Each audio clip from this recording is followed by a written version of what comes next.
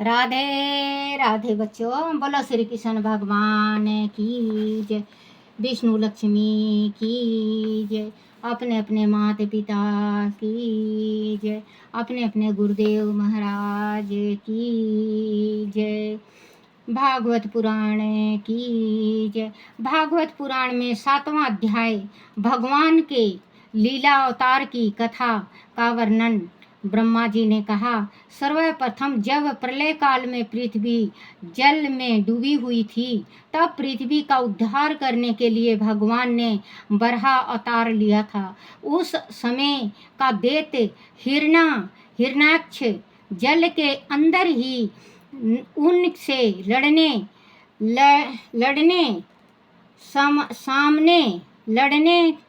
सामने आया। जैसे इंद्र अपने ब्रज से पर्वत को खंड खंड कर डालते हैं, उसी प्रकार बरहा अवतार रूपी भगवान ने अपने पैर दांतों से उस दैत्य के टुकड़े टुकड़े कर दिए और पृथ्वी को जल से बाहर निकाला।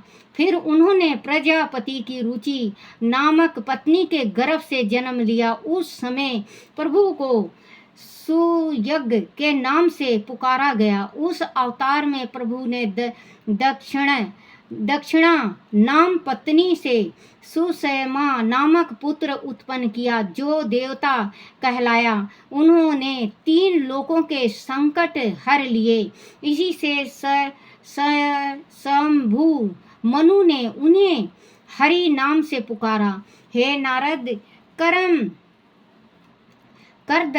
करदम प्रजापति के घर देवहूति के गर्भ से 9 बहनों के जन्म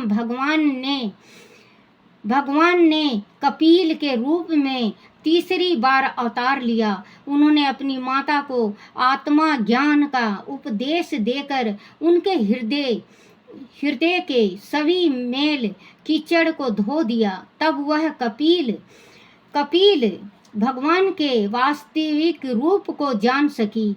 उसके बाद अत्रि मुनि की इच्छा पूर्ण करने के लिए उन्होंने उनकी पत्नी अनसुईया के गर्भ से जन्म लिया और भगवान दत्तात्रेय के नाम से जाने गए। भगवान दत्तात्रेय ने राजा यादु और राजा शत्रुंजय आदि को योग, भोग और मोक्ष की सिद्धि प्रदान की। नारद सृष्टि के प्रारंभ में जब विभिन्न लोकों की रचना के लिए मैंने तपस्या की, तब उन्होंने सन नाम से युक्त होकर सनातन और सनत कुमार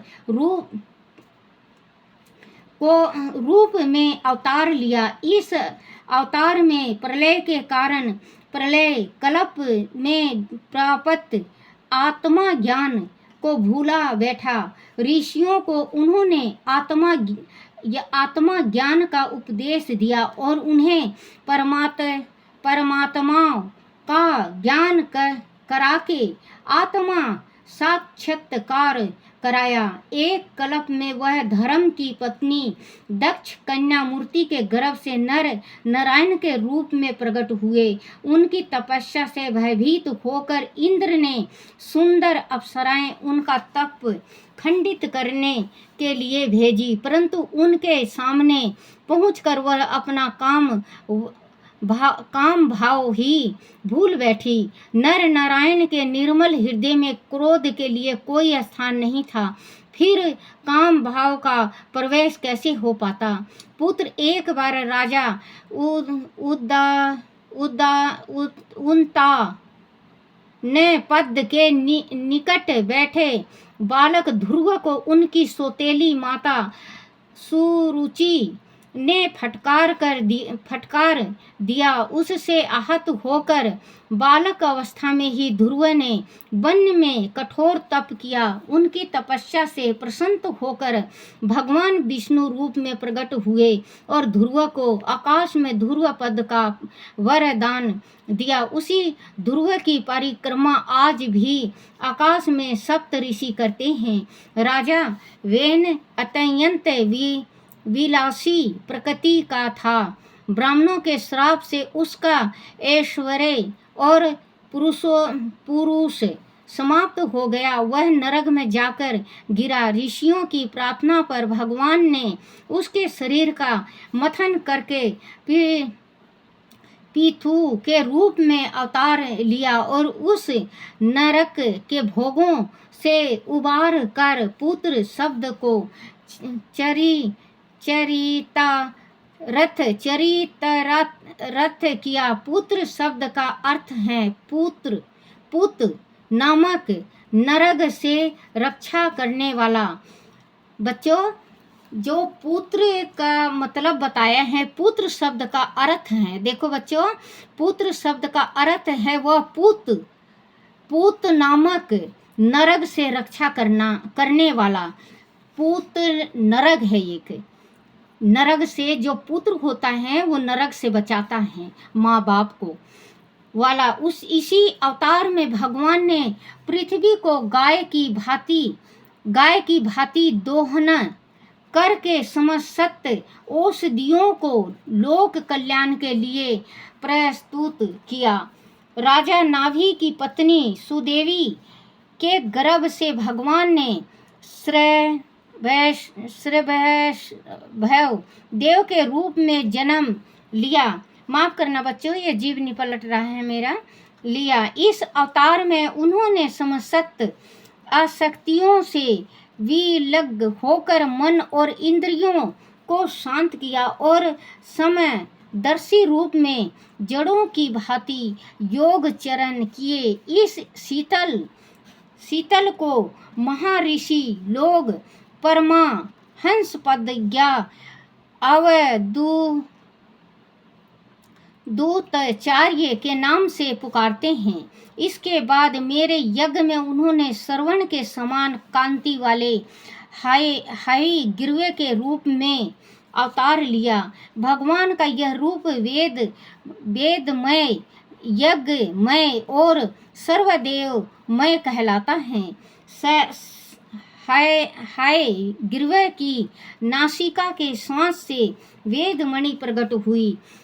चाक्षुष मानवतार के अंत में भावी मनु सत्यव्रत ने मत्स्य अवतार के रूप में जन्म लिया। उस समय सर्वत्र फैली जल राशि के मध्य एक मंत्र नौका को उन्होंने आश्रय दिया। प्रलय काल के उस जल में मेरे मुख से गिरे वेदों को लेकर वह उसी में विहार करते रहे। समुद्र मथन के समय भगवान ने कच्छप अवतार लिया और मेरु पर्वत को अपनी पीठ पर धारण करके समुद्र मथन में देव दानों को सहयोग दिया। राजा हिरण्यकशिपु दैत्यराज था। हिरण्यकशिपु दैत्यराज था। वह अपने आप को ही भगवान मानता था, जबकि उसका पुत्र प्रहलाद भगवान का बड़ा भक्त था। राजा को वरदान प्राप्त था कि उसे किसी हथियार से ना ऊपर ना नीचे, ना बाहर ना भीतर, ना दिन में ना रात में, ना मनुष्य ना पशु, ना जल में ना धरती में, कोई भी उसे मार नहीं सकता था। तब अपने भक्त प्रहलाद की रक्षा के लिए भगवान ने नरसिंह अवतार लिया और उस राक्षस को दहलीज के मध्य संध्या काल में अपने घुटनों पर गिराकर अपने पेने नखून से उसकी छाती को फाड़ दिया। एक बड़े सरोवर में एक ग्रह ने हाथी का पैर पानी पीते समय पकड़ लिया और उसे पानी के भीतर खींचने लगा। तब गाजेंद्र की पुकार पर भगवान चक्रधारी गरुड़ पर सवार होकर भागे आए और चक्र से ग्रह को मार डाला। इस प्रकार उस शरणगत हाथी का भगवान ने उद्धार किया। दैत्यराज बलि बड़ा दानी था, उसे अपनी दान वीरता पर अभिमान हो गया था। उसका अभिमान तोड़ने के लिए भगवान ने वामन अवतार लिया और राजा बलि द्वारा किए गए यज्ञ की समाप्ति पर उससे 3 पग भूमि मांगी। राजा बलि के संकल्प छोड़ते ही भगवान ने अपने विराट रूप बनाया था। 2 पग में ही तीनों लोक नाप लिए और जब तीसरा पग धरने को धरती ना मिली तो राजा बलि ने अपने शीश झुका दिए। भगवान ने उसके सिर पर पैर रखकर उसका उद्धार कर दिया। नारद तुम तो जानते ही हो कि भगवान ने तुम्हारे प्रेम भाव से प्रसन्न होकर हंस रूप में तुम्हें योग ज्ञान और आत्मा तत्वों को प्रकाशित करने वाला भागवत धर्म का उपदेश दिया था। भगवान की शरण में जो भी जाता है वह उसका कल्याण करते हैं। उन्हीं भगवान ने सभी मानव अवतार में मनु के रूप में अवतार लिया है और मनु वंश की रक्षा करते हुए समस्त दिशाओं में धर्म चक्र प्रवर्तन किया है। तीनों लोक में ऊपर सत्य लोक तथा उनके चरित्र की यश कीर्ति फैली हुई है। इसीलिए पृथ्वी पर दुष्टों का दलन करने तथा धर्म की स्थापना के लिए वह बार बार जन्म लेते हैं। जन जन के रोग का निदान करने के लिए भगवान धनवती रूप में प्रकट होते हैं। वह अमृत पिलाकर देवताओं को अमर करते हैं और दैत्यों का विनाश करते हैं। संसार में आयुर्वेद का प्रवर्तन करने वाले भगवान धन्वंतरी ही हैं। जब संसार में ब्राह्मण द्रोही राजाओं का परिचय बढ़ जाता है तब वह भगवान परशुराम के रूप में जन्म लेते हैं और दुष्ट तथा विलासी राजाओं का बार बार संहार करते हैं। महाबली रावण और उनके राक्षस वंश का विध्वंस करने के लिए इच्छुक वंश में लक्ष्मण भरत और शत्रुघ्न के साथ दशरथ नंदन श्री राम के रूप में अवतार लेते हैं। जिस समय धरती पर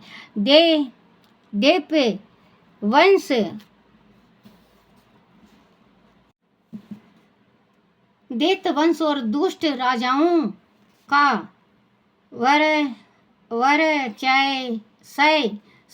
सर्वाधिक रूप से बढ़ जाता है, उसी समय पृथ्वी का भार हल्का करने के लिए भगवान श्री बलराम जी सहित श्री कृष्ण के रूप में अवतारित होते हैं। उस समय वह ऐसी अद्भुत लीलाएं करते हैं जिन्हें समझना प्रत्येक व्यक्ति के बस में नहीं है।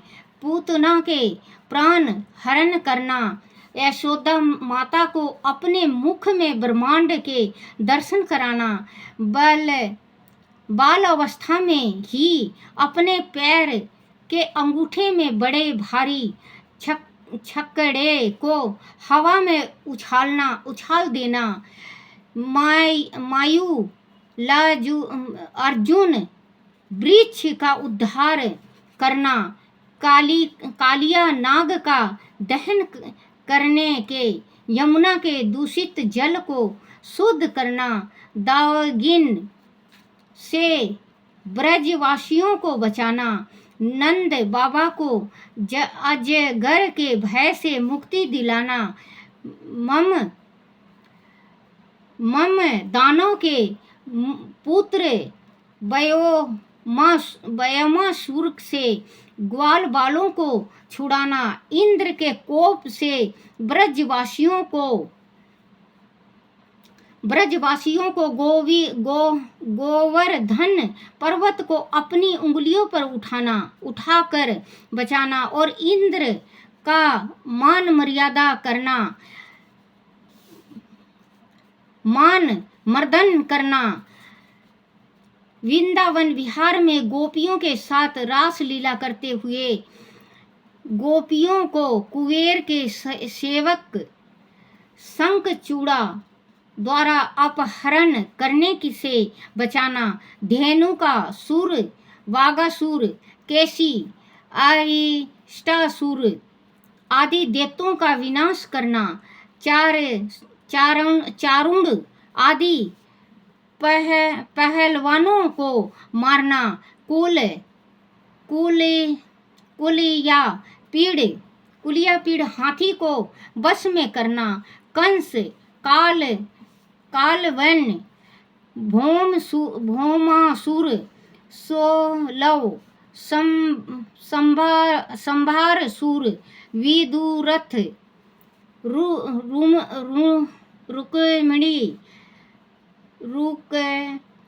रुक्मी, शिशुपाल, कंबोज, कुरु आदि राजाओं का संहार करना। ऐसी अनेक लीलाएं हैं जिन्हें भगवान श्री कृष्ण ने अपने जीवन काल में किया। भगवान श्री कृष्ण प्रत्येक कल्प में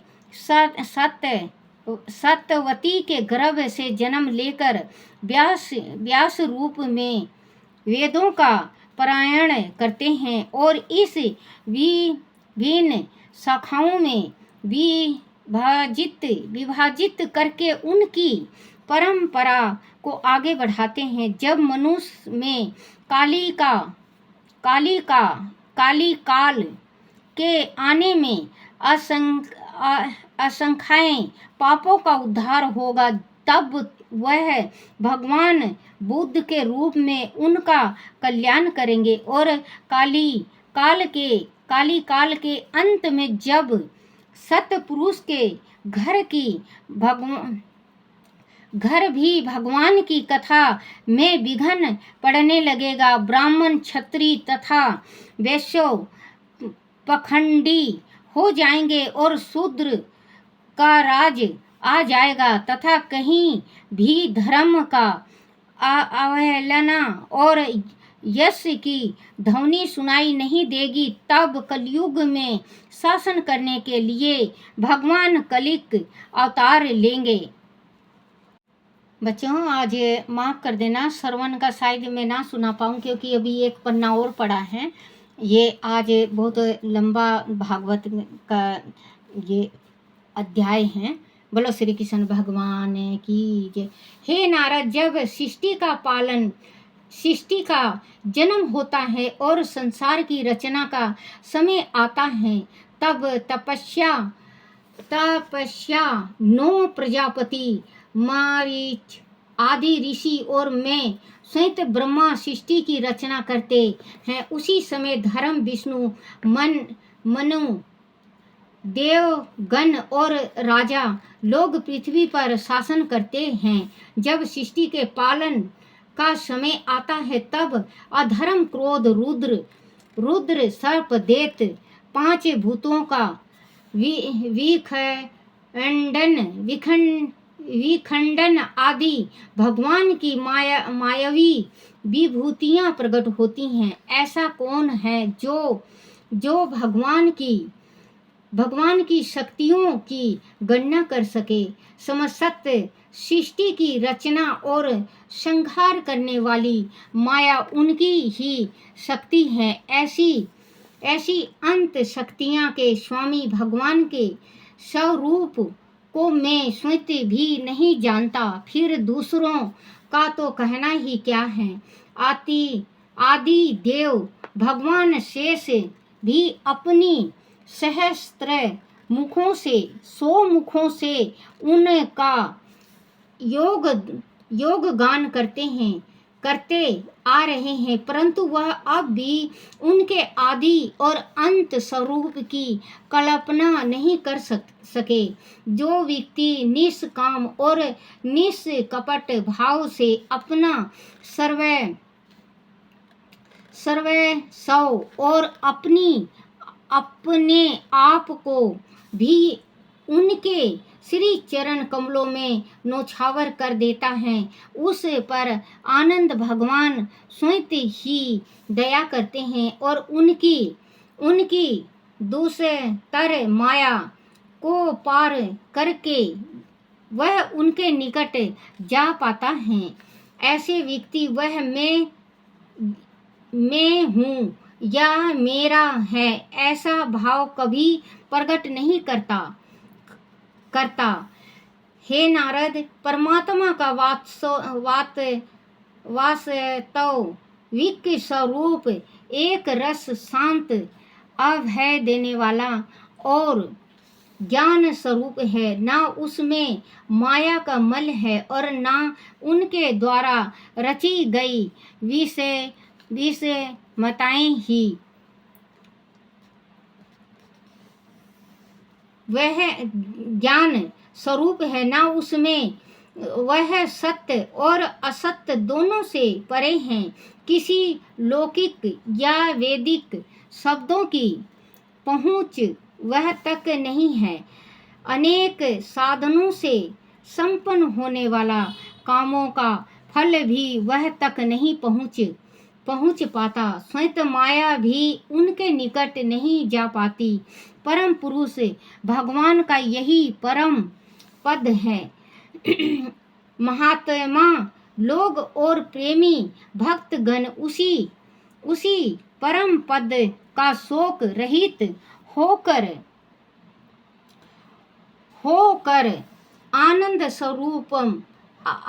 स्वरूप ब्रह्म के रूप में साक्षात्कार करते हैं। समयशील मनुष्य उसी में अपने मन को समाहित करके शीतल हो जाते हैं। समस्त कर्मों का फल भी स्वयं भगवान देते हैं। मनुष्य उन्हीं की प्रेरणा से शुभ अशुभ कर्म अपने स्वभाव के अनुसार करता है। मनुष्य उन्हीं की करता है।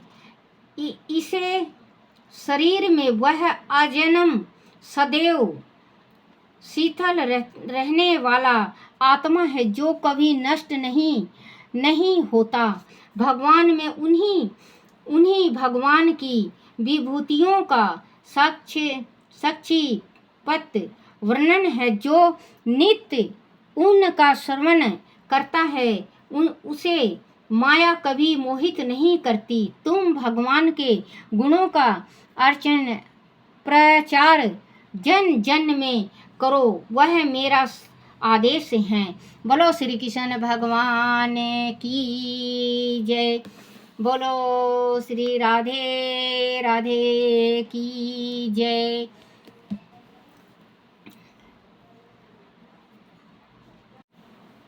ओम नमो भगवते वासुदेवाय। ओम नमो भगवते वासुदेवाय। श्री कृष्ण गोविंद हरे मुरारी, हे नाथ नारायण वासुदेवा। श्री कृष्ण गोविंद हरे मुरारी, हे नाथ नारायण वासुदेवाय। बोलो श्री कृष्ण भगवान की जय। भागवत पुराण की जय।